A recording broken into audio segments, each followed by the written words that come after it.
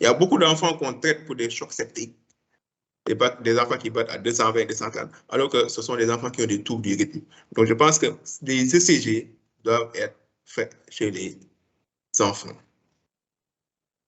pour dépister ces pathologies, ces troubles du rythme cardiaque. En pratique, qu'on peut faire pour faire la différence entre certains troubles du rythme, tels qu'une tachycardie jonctionnelle, ou bien une fibrillation, ou bien un flutteur. Ce qu'on peut faire, si vous avez un malade qui a une tachycardie, qui est là, l'ECG, on peut faire ce qu'on appelle les manœuvres vagales, qui normalement réduit les tachycardies jonctionnelles. Si vous faites une manœuvre vagale, c'est-à-dire il y a différentes manières de faire une manœuvre. On peut faire la manœuvre de Valsalva, on peut mettre une vessie de glace au niveau des yeux de l'enfant. Ça permet de bloquer la fréquence cardiaque. Maintenant, si vous hésitez entre une tachycardie jonctionnelle ou bien une flûteur, ou bien une fibrillation, parce que des fois on voit rien à l'ECG parce que l'enfant est très rapide, on peut faire ces manœuvres vagales. Ou bien on peut mettre ce qu'on appelle la flécaïne ou bien le lidocaïne. Mais ça, il faut le mettre, IV avec chariot de réanimation à côté parce que le malade peut faire un arrêt cardiaque. Si on fait un manœuvre vagale ou bien si on fait un test à la flécaïne ou bien à la lidocaïne, si c'est une tachycardie jonctionnelle, vous allez voir que le rythme va revenir sinusal.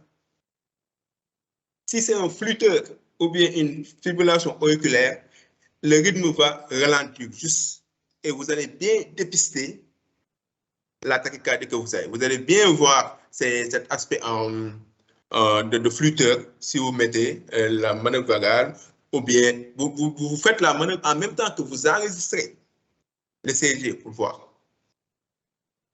Maintenant, si vous faites cette manœuvre ou bien si vous mettez de la lidocaïne et que ça ne change rien, ça, il faut surtout penser à une tachycardie, à des troubles du rythme ventriculaire, une tachycardie ventriculaire, parce que ces manœuvres-là n'ont pas d'effet sur le rythme ventriculaire. Après, pour la prise en charge, si on fait ces diagnostics, après, ça dépendra s'il faut faire une cardioversion électrique ou pas, c'est-à-dire s'il faut choquer le malade ou pas, ou bien s'il faut mettre juste un traitement anti-arythmique avec l'amiodarone. Il faut savoir que beaucoup de ces troubles du rythme-là sont transitoires chez l'enfant et ça peut disparaître avec la croissance et avec un traitement. Mais ça peut également persister et donner des tableaux plus sévères et également un risque de mort subite. Pour les troubles du rythme ventriculaire, bon, on va y aller rapidement. Bon, j'ai juste cité les extrasubsols qu'on peut voir là. C'est une contraction prématurée des ventricules.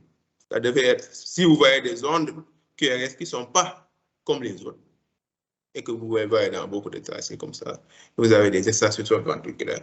Maintenant, ces extrasubsols ventriculaires peuvent être bénignes, mais s'ils sont répétés, peuvent conduire à une tachycardie ventriculaire. Il faut le savoir. Donc, il faut les dépister. Et s'ils sont présents également, il faudra voir s'il n'y a pas de cardiopathie congénitale sous-jacente. Donc, ETT, ou bien également faire un Holter ECG pour voir les répétitions sur 24 heures. Parce que le rythme des extrasubsols ventriculaires, c'est surtout la tachycardie ventriculaire. On dit toute tachycardie à QRS large et une tachycardie jusqu'à preuve du contraire. Là, vous voyez un ECG qui est complètement, c'est désordonné, bon, mais vous voyez des QRS qui sont très, très larges, répétés, le malade est rapide. Lui, c'est un malade qui a été reçu à la pédiatrie de l'hôpital de Saint-Louis, hein. Je pense que ça doit faire 1 an ou 2 ans comme ça. C'est un enfant, je n'ai pas retenu son âge, mais c'est un enfant qui avait une tumeur cardiaque type rhabdomyome, ça donnait plus rhabdomyome. Et le trouble du rythme était survenu dans ce contexte de rhabdomyome cardiaque. Et bon, le traitement, bon, ils avaient fait un choc électrique externe. Après, le rythme est revenu, bon, un peu, bon, ça a permis de réduire cette tachycardie ventriculaire. Ils l'ont mis après sous amiodarone, mais bon, il ne sait pas la suite, il a été opéré ou pas pour sa tumeur cardiaque. Mais ça, il faudra, si vous voyez ça sur un ECG, dites-vous que ça, c'est pas normal. Ça, c'est pas normal. Il faut faire quelque chose.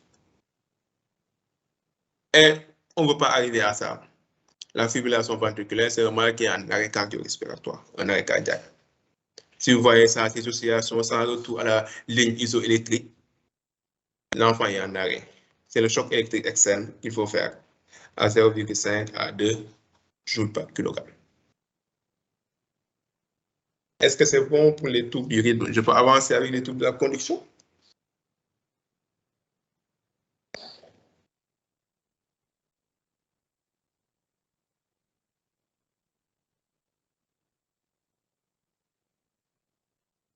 Donc, c'est bon. On va finir avec les troubles de la conduction.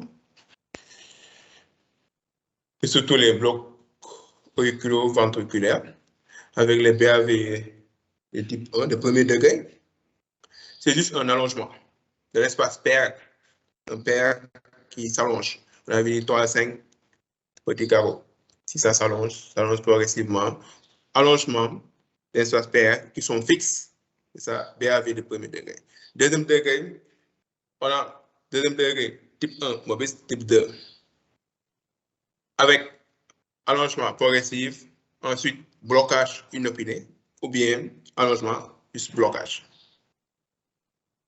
Et le troisième degré, c'est bon, il n'y a plus de contrôle. Les zones P vont être bloquées.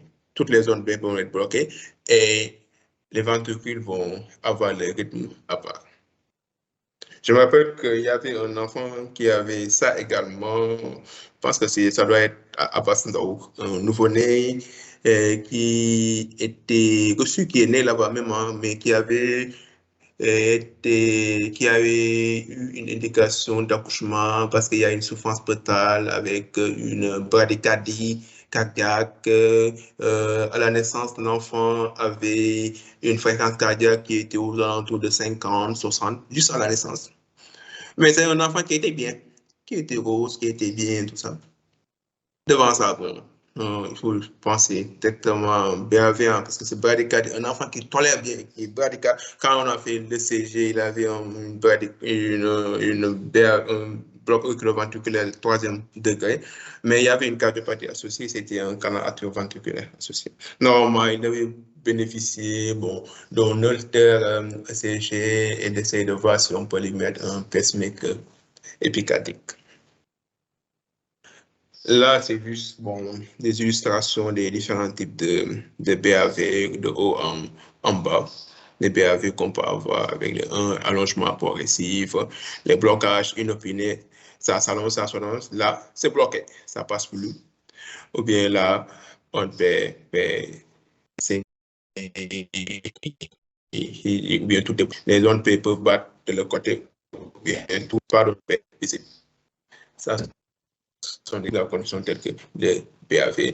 Le cutter long également, on peut le mettre là, dans ce contexte-là, mais surtout dans ce qu'on appelle les canalopathies, les anomalies. Bon, j'avais prévu juste un petit cas clinique pour finir. Je ne sais pas si je peux le présenter là, on discute.